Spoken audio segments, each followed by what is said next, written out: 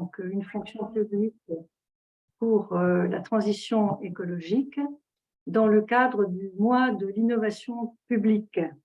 Je suis Christine, je vais animer ce webinaire et je suis accompagnée pour cette animation par Léo qui notamment va prendre vos questions. Donc, nous avons choisi pour cette série de 3 webinaires le thème du récit qu'on peut écrire au singulier ou au pluriel, récit de la transition écologique. En effet, Saint-Exupéry disait que si tu veux construire un bateau, c'est inutile de rassembler tout le monde et de commencer à montrer les plans et la méthode avec les boulons et les poutres. Si tu veux construire un bateau, fais naître dans le cœur de ces hommes et de ces femmes que tu as devant toi le désir de la mer. Alors, la transition écologique, c'est compliqué, ça peut être technique et surtout, cela peut faire peur parce que c'est l'inconnu, on voit d'où l'on part, qui n'est déjà pas bien brillant, mais on ne voit pas très bien ce vers quoi on arrive. Et c'est cette vision du nouveau monde à découvrir, du voyage qui nous mène, qu'il nous faut construire et qu'il nous faut faire vivre. La transition écologique, c'est en quelque sorte les grandes découvertes du XXIe siècle. Alors, le webinaire de la semaine dernière nous a montré la nécessité de faire parler l'imaginaire et les émotions pour que le désir d'action et l'optimisme prennent la place de la peur et de la paralysie. Et cette semaine, nous allons aller un petit peu plus loin en nous engageant sur le chemin et en évoquant des scénarios de transition et la manière de les construire. Nous avons avec nous 2 invités, Monsieur Jean-Louis Berger de l'ADEME et Monsieur Johan Olivier de l'agence Vraiment Vraiment, et qui est aussi un fan de science-fiction. Ils vont nous faire part de leurs expériences et de leurs réflexions. Et après cela, il nous restera une quinzaine de minutes pendant lesquelles ils pourront répondre à vos questions. Alors, ces questions, vous pouvez les poser en levant la main, grâce à la touche ad hoc sur votre écran, ou bien vous pouvez les insérer sur le fil de discussion. Ce fil de discussion, vous pouvez aussi l'utiliser pour vous identifier et pour faire des commentaires aussi sur ce que vous entendez. Je vous recommande de bien laisser votre micro fermé pour éviter les bruits parasites. Et je vous rappelle que ce webinaire est enregistré et que le replay sera dans quelques jours à votre disposition. Je m'adresse maintenant à notre premier invité, qui est Monsieur Jean-Louis Berger. Bonjour, Monsieur Berger. Bonjour. Vous êtes chef du projet Prospective Énergie Ressources à l'ADEME, l'Agence de l'environnement et de la maîtrise de l'énergie. L'ADEME a publié il y a un an environ 4 scénarios de transition écologique pour présenter à la société française différents modèles et donner des bases à la discussion sur les choix possibles. Alors, avant que vous ne nous présentiez ces 4 scénarios grâce, je crois, à une vidéo, je voudrais vous demander comment avez-vous associé les agents publics à l'élaboration de ces scénarios? Comment ont-ils pu contribuer à ce travail? Alors, si vous voulez bien, du coup, je vais vous partager mon écran. Comme ça, permettra de voir un peu. Voilà, je pense que vous voyez mon écran. Alors, pour répondre très directement à votre question, on a travaillé avec plusieurs partenaires, qu'ils soient publics ou privés, et donc avec des agents effectivement de la fonction publique divers et variés, hein, de ministères ou d'agences, de structures comme l'INRAE, par exemple, pour ne citer que celle-là. En fait, notre exercice de prospective, il avait 2 objectifs. C'était d'une part d'illustrer de façon très concrète ce que signifiait d'aller à la neutralité carbone en 2050. La neutralité carbone, c'est absorber autant de CO2 qu'on émet de gaz à effet de serre. Et puis de mettre sur la table un certain nombre d'éléments les plus factuels possibles dans le cadre de la campagne présidentielle. Mais évidemment, l'exercice a un intérêt au-delà de cette campagne politique. Voilà. Et on a travaillé donc en interne, mais évidemment en interaction avec tout un tas de structures publiques ou privées. Voilà, je cite l'INRAE, on avait constitué un comité scientifique où il y avait des agents, notamment du ministère. Et puis, on avait des discussions avec des partenaires pour challenger un petit peu nos hypothèses et éventuellement les rectifier.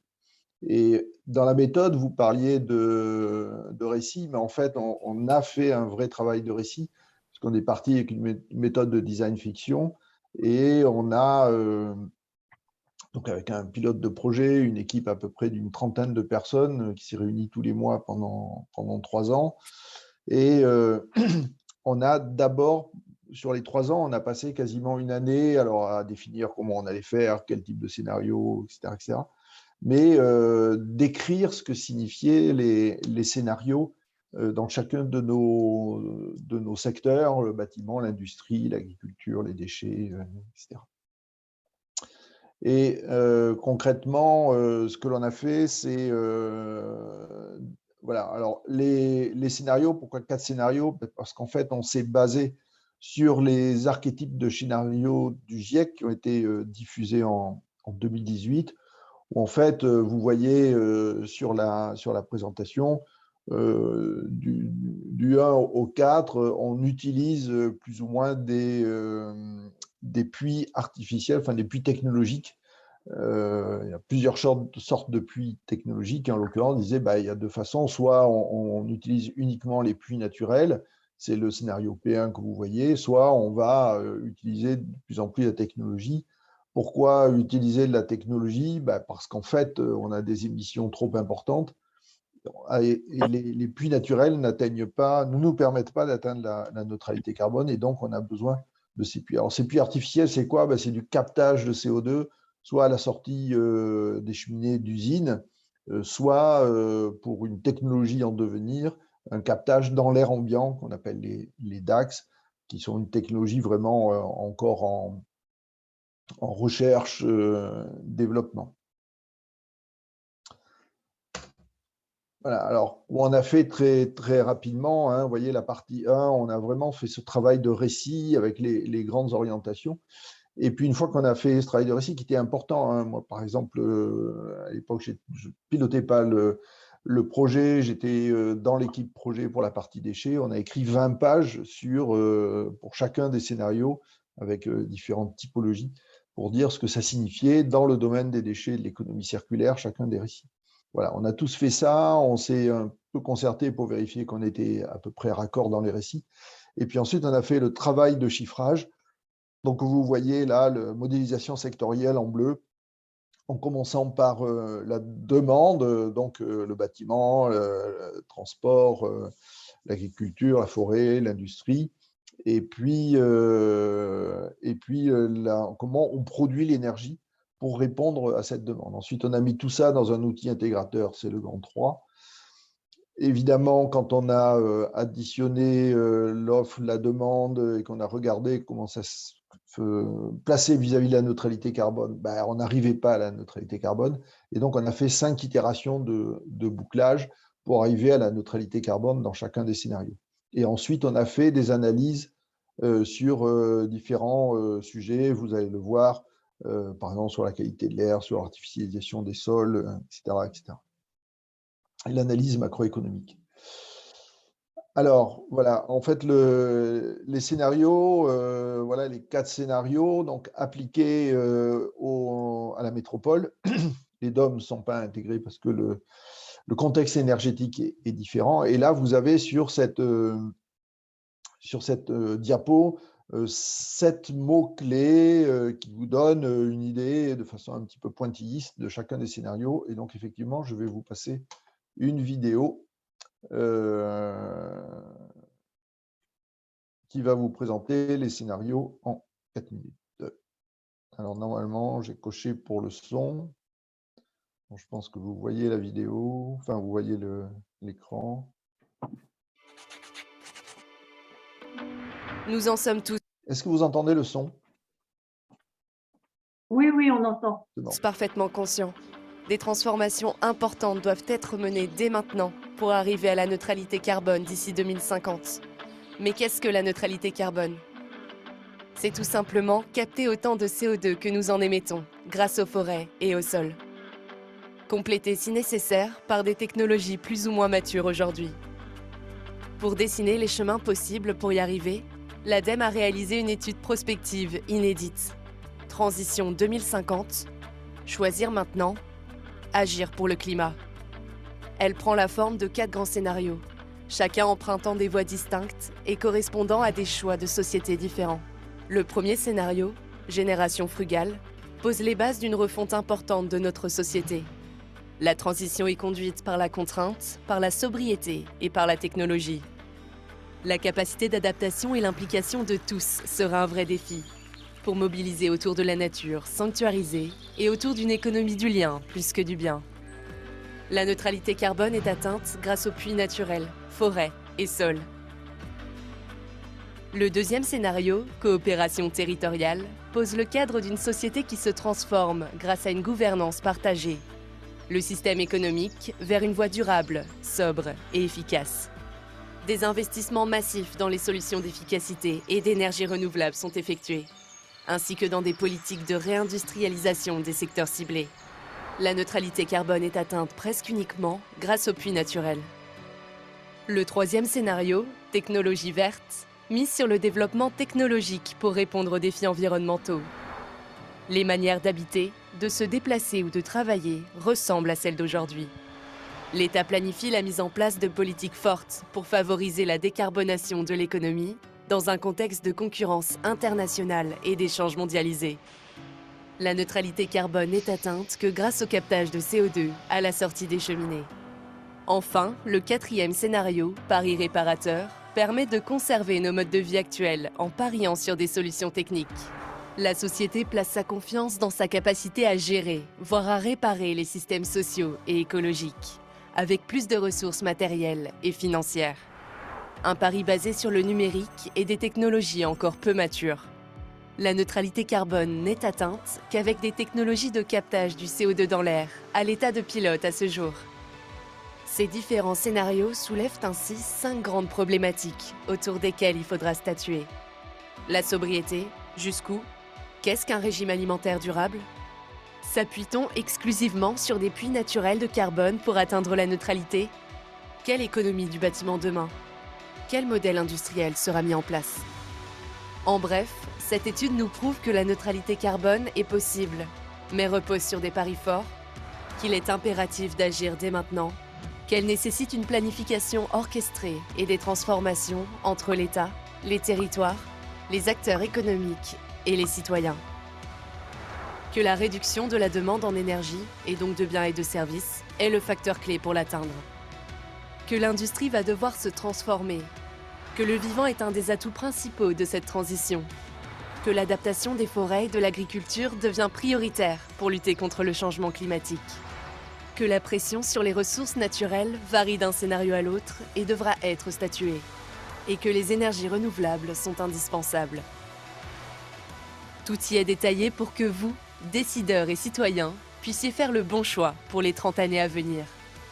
Prendre conscience du défi à relever est une chose, agir maintenant est une priorité. Et nous sommes là pour vous accompagner.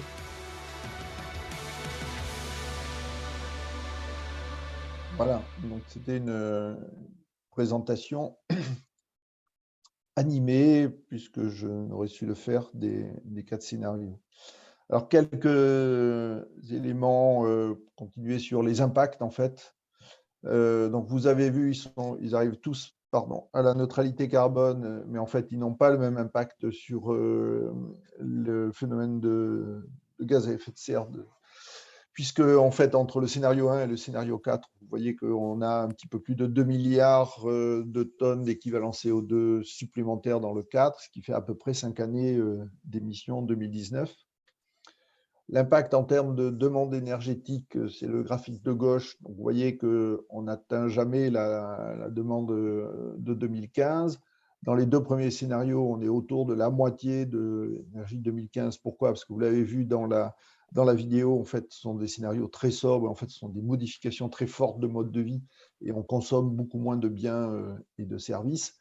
alors que dans le 3 et dans le 4, on ne modifie pas les modes de vie, et c'est surtout l'efficacité technique qui va permettre de consommer moins d'énergie, même s'il y a aussi un peu d'efficacité dans les scénarios 1 et 2.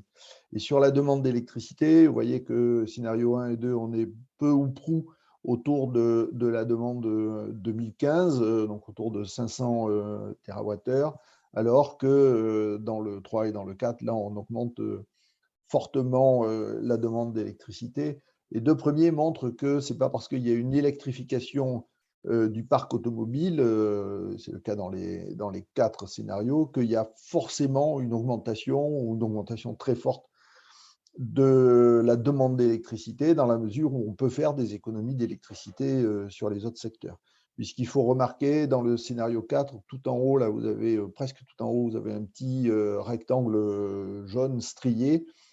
Et ça, c'est la consommation d'électricité de ces fameux aspirateurs à CO2 dans l'air ambiant, ce qu'on appelle les DAX, et qui consomment 6 à 7% d'électricité du scénario 4, ce qui n'est pas négligeable. Voilà quelques éléments un peu autour des déchets économie circulaire. Ici, vous avez un graphique sur la production de déchets. Alors, on n'a pas regardé tous les déchets, on a regardé les déchets ménagers assimilés, les déchets du bâtiment et les déchets des entreprises. Donc, autour de 100 millions de tonnes, enfin 90 millions de tonnes en 2015. Vous voyez l'évolution sur chacun des secteurs. Évidemment, ça diminue entre 2030 et 2050. Et dans les scénarios 1 et 2, vous voyez qu'on diminue d'environ 30% la production de déchets, alors que sur le 3 et le 4, on est à peu près autour, voire un petit peu plus, de production de déchets de 2015. Parce que c'est plus consommateur et donc on a plus de déchets. Et ici, juste un point, c'est les émissions de GES par les déchets. Ce qu'il faut voir, c'est une évolution très forte de l'utilisation, on va dire, thermique en fait, des déchets. Le stockage, donc les centres de stockage, la mise en décharge, ancien nom, diminue très très fortement pour se réduire considérablement, c'est la partie jaune. Alors que vous voyez aujourd'hui, on a des usines d'incinération en gris qui deviennent quelquefois plus ou moins minoritaires, avec un scénario 3 où on a beaucoup de combustibles solides de récupération qui sont des déchets triés et qui sont du bois, du papier, du plastique essentiellement, et qui servent à fabriquer des carburants. Et on retrouve l'économie circulaire dans les scénarios plutôt dans le S1, S2. Et l'économie circulaire, c'est quoi? C'est tout ce qui va être autour d'éco-conception, donc des produits qui vont être moins impactants sur l'environnement, plus durables, réutilisables, réemployables, réparables également, et avec une consommation extrêmement différente de celle qu'on connaît aujourd'hui, avec une économie du partage ou une économie de la fonctionnalité très développée. Ici, c'est juste pour vous montrer, vous voyez en rouge, le moins 10% en 2 ans, c'est l'objectif du gouvernement d'économie d'énergie. Hein. Et vous voyez que nos scénarios 1 et 2, qui sont les plus frugaux, en fait, la pente pour aller à 2050 est 2 fois moins importante que celle qui est prévue par le plan du gouvernement. Tout ça pour dire que l'objectif du gouvernement, ce n'est pas quelque chose de simple à faire, c'est très ambitieux. C'est plus ambitieux que tout ce qu'on a pu imaginer jusqu'à présent. Ici, c'est la production d'électricité. Pour faire simple, dans le 1 et le 2, on développe essentiellement les énergies renouvelables en gardant ce qu'on appelle le nucléaire historique, donc les centrales nucléaires et puis l'EPR de Flamanville. Dans le scénario 3, il y a 2 possibilités. Soit on développe très fortement les énergies renouvelables, en particulier l'éolien flottant, ou dans le S3 NUC, on développe moins l'éolien flottant, mais on construit 3 paires de PR supplémentaires. Et dans le scénario 4, on développe non seulement l'éolien flottant, mais en plus, on a besoin de 5 paires de PR supplémentaires. Et le graphique qui est en bas sont les coûts complets. Vous voyez que en fait, l'évolution par rapport à aujourd'hui en coût complet, donc, et c'est hors évidemment taxes diverses et variées, hein, varie relativement peu, on va dire plus ou moins 15%. Et vous voyez que les 2 scénarios 3, soit développement NR, soit plutôt développement de nouveau nucléaire, finalement ont les mêmes coûts résultats. Et ils ont aussi d'ailleurs le même montant d'investissement à quelque chose près. L'impact au quotidien, ici vous voyez la surface habitable qui augmente très légèrement du 1 au 4. Pourquoi? Pas simplement parce qu'il y a des logements un tout petit peu plus petits, mais parce que dans le 1 et le 2, dans du collectif, il y a des pièces communes, pas simplement des pièces, j'allais dire, de loisirs, mais on imagine aussi qu'il y a Ça des fonctionne. chambres qui sont louées. Voilà. Et en plus, on réinvestit beaucoup les bâtiments vides, ce qui de fait diminue la surface par habitable et donc une énergie beaucoup moins importante. Et puis ici, c'est la quantité de déchets collectés par habitant. Tout à l'heure, c'était tout déchets. Là, c'est uniquement déchets ménagers. Vous voyez qu'on reste malgré tout en dessous de ce qui existe. Ici, c'est le kilométrage au quotidien avec donc une utilisation de la voiture et de l'avion qui diminue dans le 1 et le 2 et qui augmente dans le 3 et le 4. Et à l'inverse, l'usage du vélo qui est multiplié par 11 dans le scénario 2 par rapport à 2015. Donc une transformation complète des modes de mobilité. Là, c'est la consommation de viande que vous avez, avec là aussi une évolution très forte, puisque dans le 1, c'est 3 fois moins de viande, dans le 2, 2 fois moins. Dans le 3, 30% de moins, et puis dans le 4, on est 10% de moins. En fait, ce n'est pas simplement une transformation des régimes alimentaires, une transformation de l'agriculture, puisque dans le scénario 1, par exemple, 85% du cheptel bovin-viande, on ne parle que bovin-viande, disparaît avec une agriculture qui a beaucoup moins d'intrants et voilà, avec une transformation très forte du modèle agricole dans le 1 et le 2. Ici, sur l'eau d'irrigation, ce n'est pas neutre, puisque vous voyez que entre le 1 et le 4, on consomme 2 fois plus d'eau d'irrigation avec une interrogation, y compris dans le 1, c'est est-ce qu'on aura cette eau en été, enfin entre juin et septembre, pour pouvoir irriguer? C'est un grand point d'interrogation. Et là, c'est le nombre de mâts d'éoliennes. Et en fait, en gros, quel que soit le scénario, on doublerait le nombre de mâts d'éoliennes terrestres par rapport à ce qui existait en 2019. Voilà. Sur le secteur de la construction, une évolution très forte, puisque vous voyez, alors, la moyenne de logements neufs par an, c'est à peu près 350 000, grosso modo. Et dans le 1, vous voyez que dès la première décennie, on descend à 100 000, puis à 50 000. Et en fait, dans le 1 et le 2, on réinvestit d'abord les logements vides, on fait de la rénovation énergétique des bâtiments existants, parce que 75% des bâtiments de 2050 sont des bâtiments qui existent aujourd'hui. Et à l'inverse, le 3 et un petit peu moins le 4. Le 3, on a un scénario haussmannien, on détruit beaucoup, on construit du neuf, mais on va aussi consommer beaucoup de sol. Et la conséquence, c'est que l'industrie qui produit pour le bâtiment, ici l'acier, l'aluminium, le ciment, le plastique et le verre, vous voyez qu'on a des baisses de production de matériaux neufs de l'ordre de 35% dans les scénarios 1 et 2 et de l'ordre de 15% dans les scénarios 3 et 4, ce qui veut dire que l'économie du secteur de la construction, depuis l'extraction des matériaux jusqu'à la maintenance des machines, va devoir se transformer. Monsieur Berger, je suis désolée, mais est-ce que vous pourriez Oui, conclure votre je vais conclure. présentation?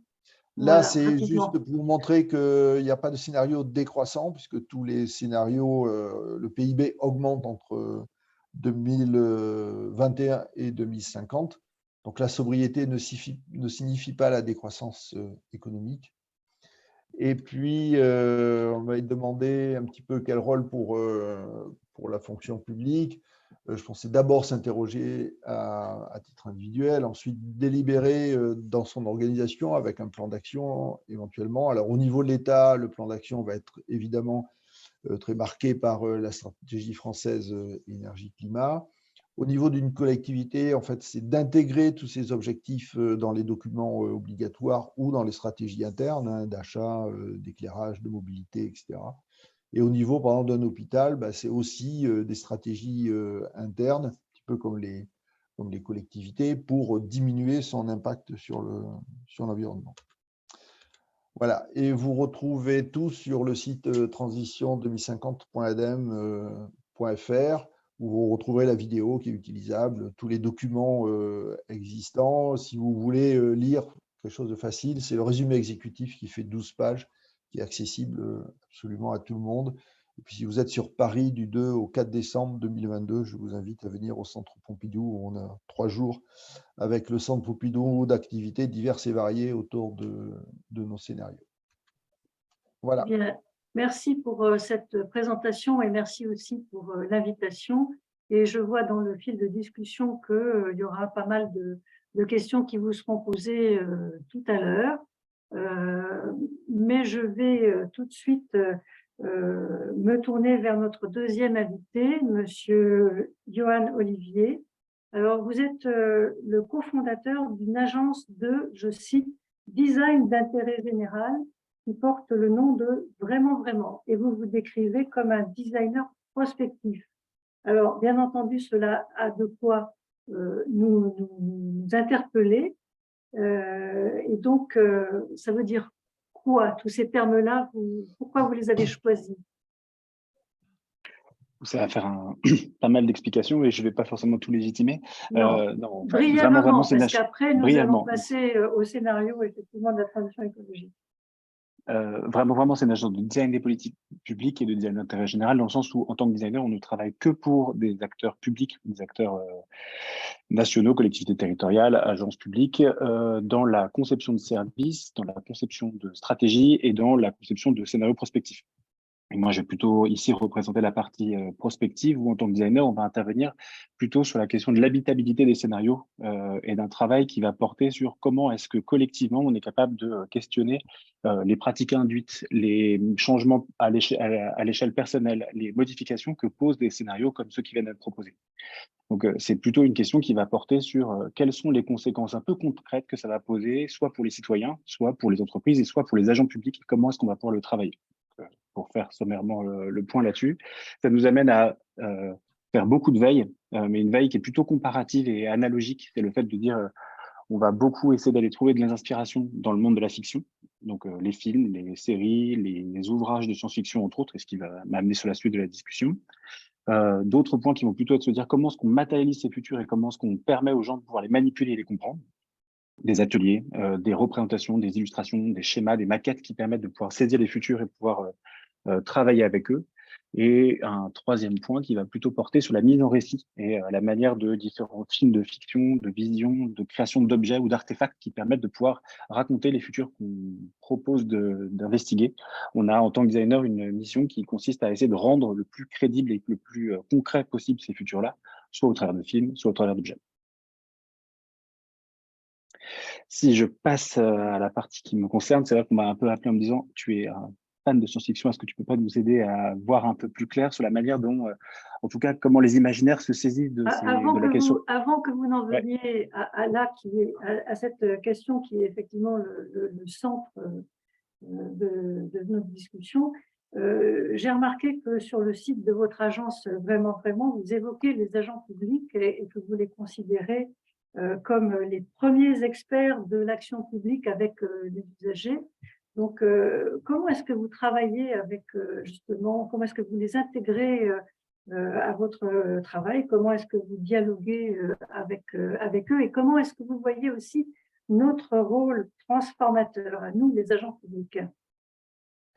Alors, c'est vrai que c'est un présupposé qui appartient vraiment à notre agence, qui part du principe que, en fait, au vu des transitions qui cheminent devant nous, nous, on fait le pari que c'est l'acteur public qui a un rôle primordial à avoir, tant dans sa part réglementaire que dans sa capacité d'animation ou de production au quotidien au niveau des territoires.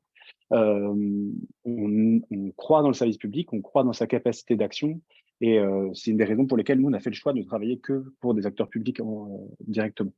Cette implication, elle va aussi porter sur le fait de dire qu'en fait, il y a une question d'échelle et de déclinaison des scénarios qui va porter sur l'ensemble des communes, l'ensemble des départements, des régions et des différents services de l'État. Et ça nous semble important de regarder la place qu'il y a dedans. Et en fait, si on dit ça, c'est que quand on regarde la science-fiction, l'avenir de l'action publique, elle est nulle.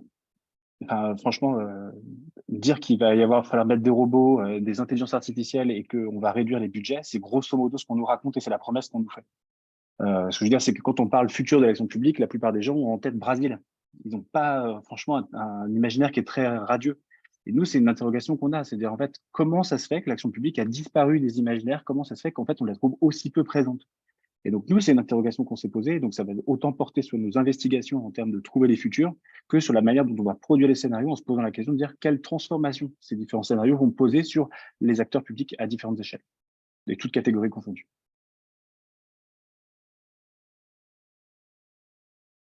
Ah, je vous entends pas. D'accord, alors venons-en donc à cette question de la science-fiction. C'est vrai que d'habitude, c'est plutôt des dystopies. Bon, finalement, c'est une dystopie aussi de penser qu'il n'y aurait plus de fonctionnaires et qu'il n'y aurait plus d'intérêt général peut-être à défendre. Mais est-ce que donc vous pouvez nous parler de scénarios de science-fiction qui, eux, seraient plutôt positifs et qui nous présenteraient une transition écologique heureuse finalement? Alors, on peut. Je vais quand même commencer par dire que l'imaginaire un peu dominant, si on prend en tout cas Hollywood et le monde des grands mass médias, part du principe que la transition écologique fait partie des méchants. Je veux dire, Thanos est un grand méchant de Marvel qui consciencieusement souhaite détruire la moitié de la population dans un souci de transition et de qualité de vivre ensemble. Donc, il ne faut pas oublier qu'on est dans un contexte dans lequel il y a une forme de conflictualité sur la manière dont sont considérées l'écologie et que c'est assez difficile d'aller trouver des scénarios qui ne vont pas nous raconter des éléments défendants.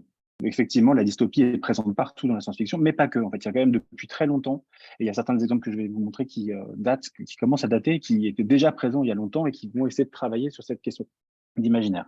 Alors, je vais commencer déjà par un grand classique, entre guillemets, parce que c'est facile de pouvoir aborder ces questions-là, avec Ecotopia.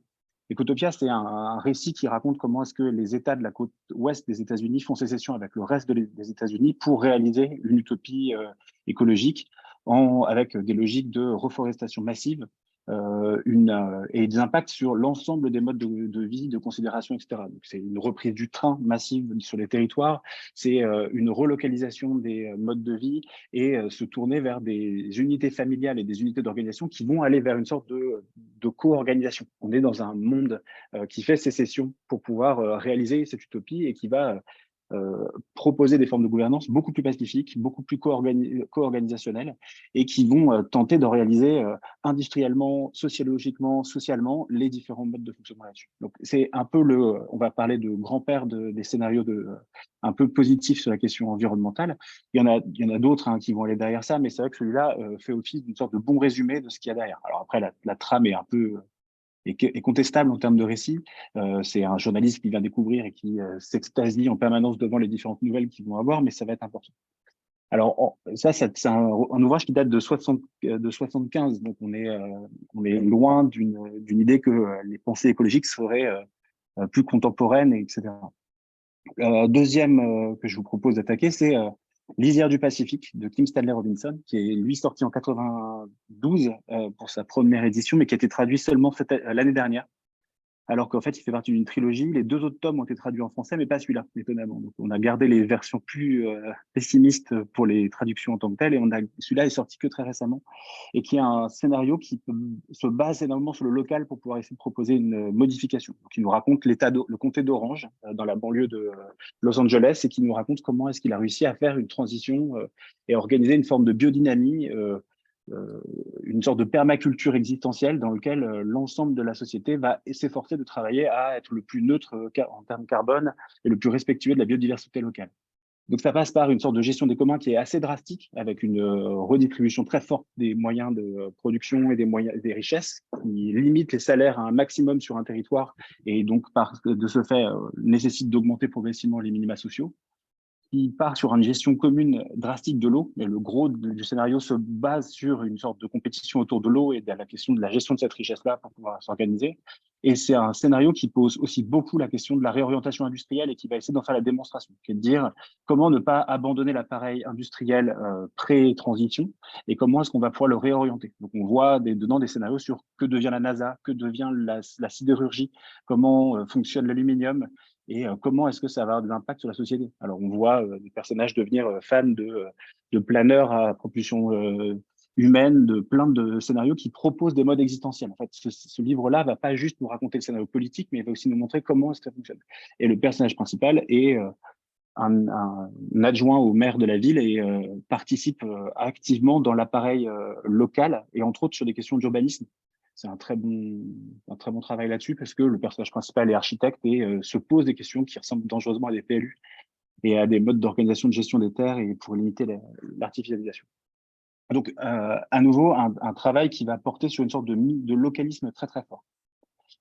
Si on revient un peu dans le temps, je vais vous proposer un quatrième point de vue, un troisième point de vue avec La vague montante de Marion Zimmer Bradley. Alors lui, pour le coup, c'est un tout petit livre qui date de 55. Alors autant dire qu'il était assez précurseur à cette époque-là et qui pose la question d'une abstention technologique. C'est une vraie volonté dans le livre. En gros, c'est un peu le scénario de la planète des singes. Les gens sont partis dans l'espace, ont fait un demi-tour et avec les différences relativistes, ils se retrouvent arrivés 130 ans plus tard sur Terre et ils pensent arriver dans une sorte de monde radieux, technologique à pleine balle, dans lequel on aurait réglé tous les problèmes, etc. Et en fait, ils sont choqués, ils ont l'impression de revenir dans un monde de Quaker. Il n'y a plus d'éclairage la nuit, les gens vivent dans des modes ils sont vraiment dans des modes Amish en tant que tels.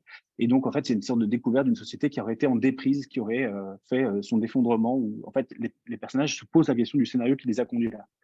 Et en fait, progressivement dans l'histoire, je vais t'obliger de raconter un peu plus parce que sinon ça va être difficile de rentrer dedans. Je suis désolé pour ceux qui n'ont pas encore lu. Il y a une question, en fait, à un moment donné, ils se rendent compte que la technologie n'a pas disparu et la science n'a pas du tout disparu dans cette histoire-là. En fait, elle a été priorisée. Et il y a, à un moment donné, il y a un accident qui a lieu assez fort. Et en fait, d'un coup, apparaît une technologie très rapide, très organisée, une science de très grande pointe sur des questions essentielles qui vont être la santé, qui vont être l'éducation, et dans lequel, en fait, c'est pas une société qui a perdu sa capacité de progrès, c'est une société qui a décidé de l'orienter sur des points qui lui semblent essentiels. Et à ce titre-là, ce livre est assez intéressant pour cette question qui est de dire l'abstention technologique est un choix démocratique dans cette histoire. C'est pas quelque chose qui a été imposé, c'est une organisation qui s'est faite et qui a trouvé son sens derrière. Dernière prise de position dans la science-fiction là-dessus, c'était Les Dépossédés d'Ursula Le Guin, donc elle aussi qui date de 74. Qui est un grand livre sur l'anarchie, qui nous raconte comment est-ce que des gens vivent dans un monde quasi effondré, ou en tout cas extrêmement agressif pour les conditions de vie, et comment ils vont s'auto-gérer pour le faire. Et en fait, c'est un livre qui fait le pari d'une adversité très très forte des personnes qui sont là. C'est pas la Terre, on est dans l'espace, etc. Mais c'est un très beau livre sur comment une société maintient sa capacité démocratique et maintient sa capacité de liberté individuelle face à des contraintes qui sont extrêmement importantes. Donc, dedans, la planète qui nous concerne va être soumise à une énorme sécheresse qui va faire disparaître l'alimentation et contraindre extrêmement les modes de fabrication. Et on voit une implication citoyenne dans tous les éléments de fonctionnement. En fait, chacun a des temps qui lui sont dédiés sur la gestion collective, la gestion des déchets. En fait, c'est une répartition progressive de la capacité de travail de la société qui s'organise sur ce mode de fonctionnement. Et aussi un monde de privation extrême, mais un mode de privation qui est encadré et qui dessine des formes de convivialité qui sont hyper intéressantes à regarder. Et donc, c'est un livre qui est très gênant parce qu'en fait, il pose la question, c'est difficile de démêler, on est dans une utopie ou dans une dystopie. Et c'est toute la grande force de Ursula Le Guin dans les différents ouvrages de science-fiction qu'elle a fait, de réussir à donner un équilibre et de se poser la question de comment est-ce que l'être humain, ou en tout cas les êtres pensants, sont capables de pouvoir s'organiser pour répondre à des crises et comment est-ce il doit faire confiance dans l'humanité pour le faire. Donc voilà, en tout cas, 4 fuites, entre guillemets, 4 perspectives qui sont données par des auteurs de science-fiction et qui, en fait, invitent tous systématiquement à reposer les questions des organisations sociales, des organisations politiques et des organisations économiques sur les territoires qui sont décrits. Oui, et des organisations politiques aussi, puisque tous ces scénarios, si j'ai bien compris, se basent sur une auto-organisation de la société. Un petit peu ce qu'on voit d'ailleurs à l'heure actuelle où l'action en réseau prend de plus en plus de place, les coalitions, les partages, voilà. Bon. Mais cela pose effectivement la question du devenir de l'État. Est-ce que l'État a disparu comme par miracle et est-ce que c'est un bien finalement ? Dans ces scénarios-là, l'État n'a pas disparu, hein, dans aucun cas. Par contre, en fait, il a choisi de laisser la place au local. Et en fait, je pense qu'il y a un truc qui est intéressant là-dessus, c'est qu'en fait, bon, alors, je sais qu'on aurait pu choisir des scénarios beaucoup plus dystopiques. Donc, je vois que dans le chat, il y a des personnes qui parlent de conflits armés ou des modes de fonctionnement qu'on pourrait avoir de ce type-là.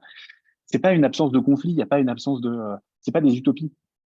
En fait, les auteurs de ces 4 ouvrages-là travaillent sur la manière dont on encadre ces formes de violence, la manière dont on donne une place à la conflictualité et aux organisations là-dessus. Effectivement, en fait, ça pose la question d'un orchestrateur. Et en fait, c'est plutôt à ce titre-là que ça peut se poser. Alors, par exemple, dans les dépossédés, l'orchestration, elle se passe par un organisme qui s'occupe de répartir le travail. En fait, elle n'est pas absente, hein. Elle prend une forme qui est différente. C'est très intéressant, effectivement. Merci beaucoup, Monsieur Olivier. Maintenant, il est déjà pratiquement moins le quart et on va passer donc à la question, à la partie consacrée aux questions, d'autant plus qu'elles sont très nombreuses, ces questions. Et je passe la main à Léo, donc, qui va répartir les questions, la parole. Bonjour à toutes et tous. Merci Christine. Alors, c'est des questions assez chronologiques. Il y en a un certain nombre pour Jean-Louis Berger. En premier lieu, peut-être, Jean-Louis, est-ce que vous avez connaissance d'impact qui aurait eu lieu suite à la publication des 4 scénarios et des changements qui auraient pu être opérés? Alors, je vais vous en proposer 2 du coup. Et deuxième question aussi, aujourd'hui, est-ce que vous savez un petit peu vers quel scénario on se dirige et selon vous, quel serait le scénario le plus plausible? Beaucoup de questions. L'impact de nos travaux, en fait, hein, c'est ça la première question? Tout à fait, oui, c'est ça. Est-ce que vous avez eu connaissance de l'impact de ces travaux et ils ont été publiés à un moment précis en plus, donc Oui, ils ont été publiés en novembre et puis on a fait des publications complémentaires en février et en mars.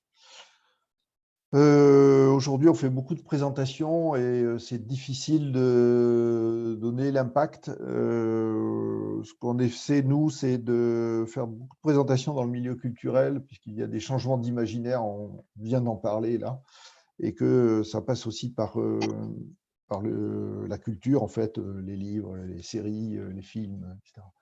Donc non, l'impact aujourd'hui, je ne sais pas, je suis pas capable de dire, sinon qu'on a beaucoup de demandes de publics extrêmement variés.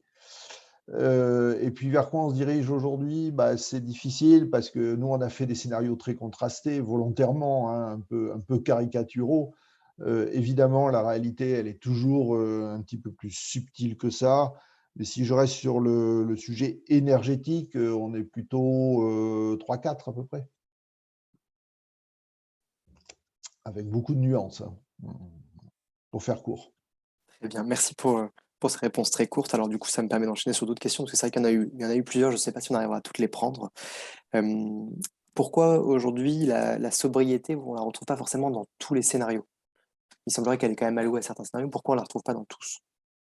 Ben parce qu'en fait, ce sont des sociétés très différentes, hein. Et parce que vous avez des courants ou un courant qui dit non, il ne faut pas toucher à nos modes de vie, c'est la technologie qui va nous aider, donc, enfin, qui va nous sauver même. Voilà, donc ça, on est dans le scénario 4, plus ou moins dans le scénario 3. Et voilà, en fait, ça montre à des gens qui ont des a priori en disant c'est la techno qui va nous sauver, ou au contraire, il faut prendre des mesures radicales, immédiates, etc. OK, regardons ce que ça donne. Voilà. Et ce que je disais au début, hein, c'est vraiment à visée pédagogique.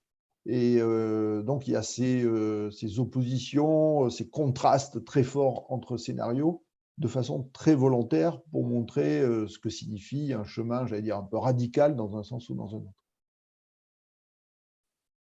C'est clair, merci. Alors j'ai encore 2 questions. Est-ce que ces scénarios, vous direz qu'ils ont été confrontés à d'autres scénarios? Parce qu'aujourd'hui, c'est vrai que les scénarios, il en existe quand même plusieurs. Les participants mentionnaient le scénario Negawatt, The Shift Project. Est-ce que, voilà, comment les scénarios de l'ADEME se situent dans le paysage aujourd'hui? Alors, on a chacun, évidemment, on se parle entre nous, hein, donc même pendant l'élaboration, on avait des contacts entre nous. Après, on a utilisé des méthodes différentes, même si l'objectif est le même, encore que le shift ne vise pas la neutralité carbone, enfin, il ne chiffre pas une neutralité carbone absolue comme on a pu le faire ou Negawatt. Donc, en fait, on est très complémentaires au-delà des différences de méthodes, de périmètre. RTE, c'est essentiellement l'électricité, alors que nous, on regarde tout. Et on a beaucoup en fait de choses en commun. J'ai parlé de l'électricité, alors il y a plein de scénarios, mais on voit qu'une majorité de scénarios des uns et des autres tournent autour de 500 à 600 TWh, voilà, suivant les scénarios. ce que moi j'appelle une espèce de zone un peu de convergence où ça pourrait être à peu près ça. Après, il y a des extrêmes en dessous, en dessus. Mais on se retrouve sur les messages principaux, à savoir que la technologie ne va pas nous sauver. Donc, il y a besoin d'évolution de mode de vie. Il y a besoin d'une évolution de la société. L'économie, moi, je vous ai montré l'économie du bâtiment, par exemple, qui serait majoritairement sur la rénovation. On pourra en citer plein. Le Shift a beaucoup travaillé d'ailleurs là-dessus et qui dit il faut qu'il y ait des évolutions et que ces évolutions soient accompagnées. C'est extrêmement fort. Voilà, la nécessité d'une certaine sobriété, c'est-à-dire d'une diminution de notre consommation de biens et de services. Alors, à quel niveau, on peut tous en discuter. Voilà, et puis tout ce qui est autour de l'économie circulaire, voilà, des objets réparables, réutilisables, réemployables, etc. On se retrouve à peu près tous. Après, il y a quelques divergences, voire des divergences idéologiques, mais ce n'est pas forcément, j'allais dire, le principal. Mais oui, on se parle, on se connaît. Il y a des académiens qui ont participé au Shift, par exemple. Voilà. Nous, pour connaître les coûts du nucléaire, on s'est adressé à RTE, et eux-mêmes sont adressés à nous sur des aspects thermiques. Voilà, on ne s'ignore pas. Est-ce que je peux intervenir là-dessus? J'ai une question là-dessus parce qu'en fait, moi, j'ai toujours une interrogation parce qu'on oppose vachement la question technique à d'autres formes de réponses. Mais en fait, je pense qu'il y a une considération, qu'il y a une forme d'inconnaissance dans beaucoup de scénarios. Alors, je parle plutôt de la science-fiction que des scénarios de l'ADEME là-dedans, mais en fait, une vraie inconnaissance en général des producteurs de scénarios du fonctionnement de l'action publique et du fait que l'action publique, c'est une technique. En fait, c'est une technologie organisée, c'est un mode de faire qui est particulier, qui a des modes de réponse qui sont hyper intéressants. Et souvent, j'ai l'impression qu'on oublie le fait que c'est une des réponses, en fait, que l'administration est une réponse. Dans le Shift, il y a un opuscule sur l'administration, au sens large du terme. Donc, ils ont travaillé, c'est une des particularités intéressantes du Shift, c'est d'avoir regardé la culture, les armées, enfin l'armée, etc. Et ce que nous, on n'a pas fait. Du coup, voilà, tous ces exercices-là sont complémentaires, il faudrait pouvoir les lire tous, parce que ça apporte énormément tous rassemblés. Très bien, merci. Alors, j'aurais une dernière question pour vous, Jean-Louis, parce qu'elle a été formulée. Si tu permets, Léo, juste pour rebondir entre-temps, est-ce que cette absence de visibilité de l'action publique, c'est pas dû aussi, en partie en tout cas, à l'origine anglo-saxonne, si je puis dire, ou l'appartenance anglo-saxonne de la plupart de ces auteurs? Alors, non, je pense que c'est quelque chose de terrible et qui est propre à l'action publique, c'est qu'en fait, quand l'action publique marche bien, on la voit pas. Et que c'est même ce qu'on peut lui souhaiter de mieux, en fait. Et donc, en gros, on a tendance à la faire intervenir comme un super adversaire. C'est qu'en fait, quand elle dysfonctionne, qu'on l'aperçoit. Enfin, c'est quand il y a un trou dans la voirie qu'on sait qu'il y a quelqu'un qui s'occupe de la voirie. Sinon, le résultat, elle est invisible. Et je pense que c'est un des points qui est assez important. Et la deuxième chose, c'est qu'en fait, pour faire des romans, il faut de l'adversité. Et que l'action publique, c'est un monde d'adversité intéressant, mais je pense qu'il est moins connu. Mais c'est un monde d'adversité difficile à rendre. En fait, là, par exemple, Kim Stanley Robinson, en tant qu'auteur, il a posé dans l'ensemble de ses œuvres la question de l'action publique, de l'organisation collective, des agents qui vont le faire, des outils des agents, des outils de pilotage, des outils de gestion. Donc en fait, c'est des auteurs qui se posent la question.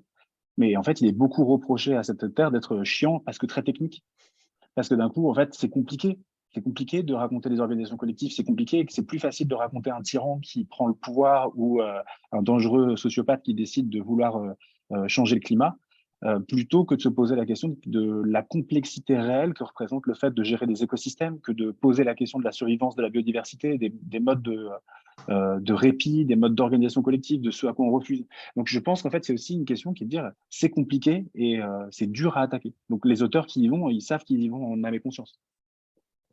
Et il y a des auteurs anglo-saxons qui y répondent, des auteurs européens aussi. Hein, faut pas s'inquiéter.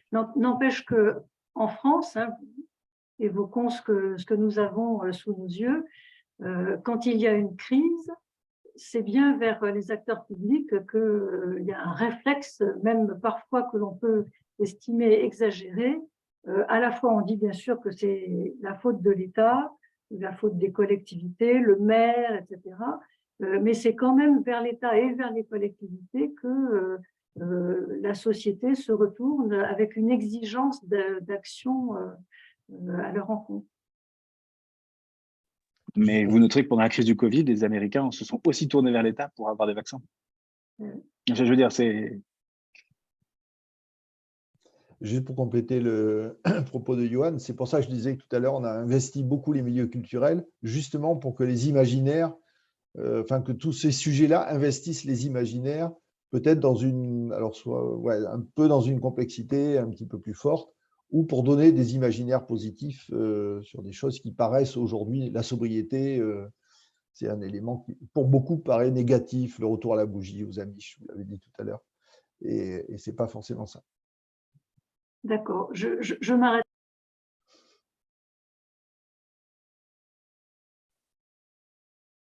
Je vais continuer de relayer les questions qui étaient assez nombreuses. Jean-Louis, une petite question technique peut-être pour terminer sur cette partie scénario. Est-ce que ces scénarios, parce que c'est revenu sous différentes formes de la part des participants, est-ce que ces scénarios aujourd'hui, ils prennent en compte les limites planétaires? Alors à prendre au sens assez large sur la question de l'eau, des ressources, mais comment ils se positionnent par rapport à ces sujets-là? Parce que par exemple, on parlait de captation par la mer et les océans, mais on sait que ça peut avoir un impact sur la calcification des zooplanctons et phytoplanctons. Voilà, comment ça s'articule un petit peu ça, c'est très complexe. Et est-ce que ces scénarios arrivent à aller jusqu'à ce niveau-là? C'est pas une chose simple.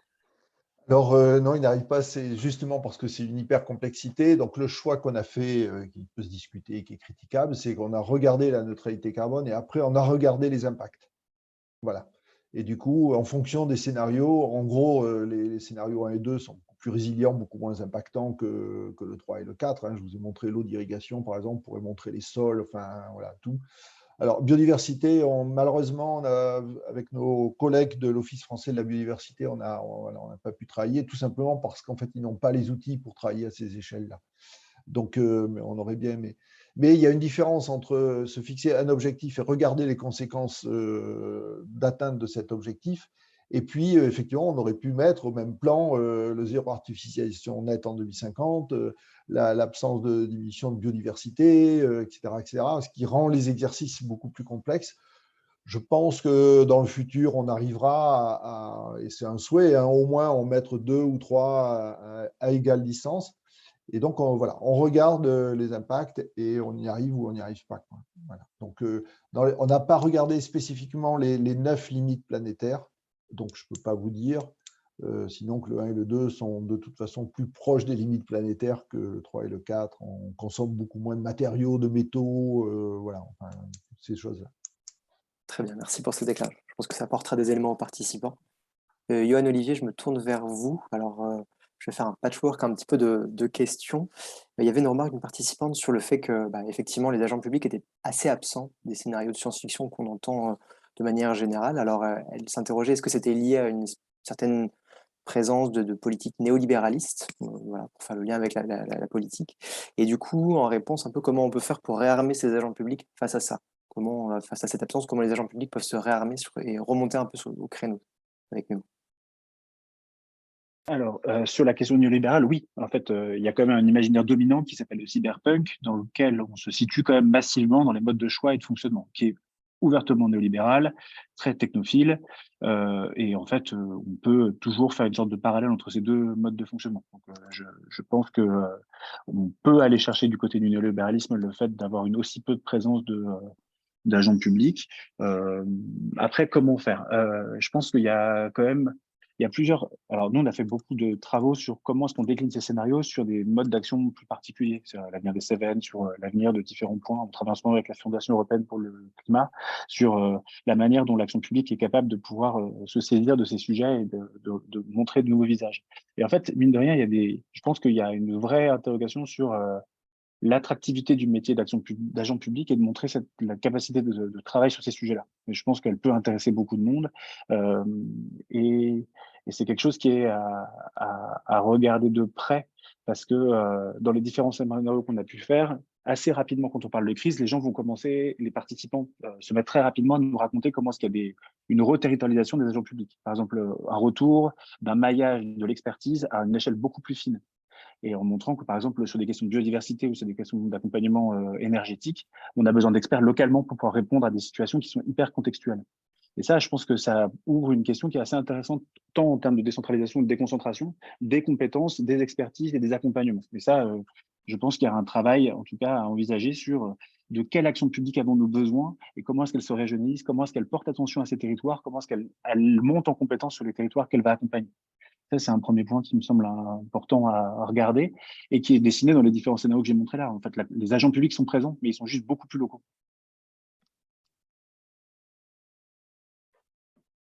Très bien, merci beaucoup. Alors, avant de peut-être laisser la main à Christine, parce qu'on arrive à peu près au terme de cette heure qui était dense et courte, désolé, on essaie de faire des formats pour permettre à chacun et chacune de participer. Avant de laisser la parole à Christine, du coup, juste pour vous dire que dans le clavardage, vous aurez alors une petite surprise pour vous remercier de votre participation, donc que je vais publier bientôt, et un lien, une deuxième chose, un lien vers un outil d'évaluation si vous le souhaitez, qui peut être fait aussi a posteriori. Voilà, je laisse maintenant Christine conclure peut-être et un mot pour nos participants aussi. Ben, très bien, tu as dit l'essentiel, Léo. C'est vrai que nous sommes très intéressés à connaître vos réactions parce que nous avons le sentiment que grâce à nos invités qui nous ont ouvert de nouvelles perspectives, eh bien, la réflexion ne fait que commencer et que nous, les agents publics, nous avons tout intérêt à nous emparer de ces questions, à la fois parce que on le voit bien, finalement imposé et pas à titre gratuit simplement pour des motifs égoïstes, mais réfléchir justement au rôle que les pouvoirs publics centraux et locaux, je pense qu'effectivement, avoir souligné ce point, c'est extrêmement important, peuvent jouer pour le futur. Et puis, on a aussi un autre défi, c'est, l'un de nos invités disait tout à l'heure,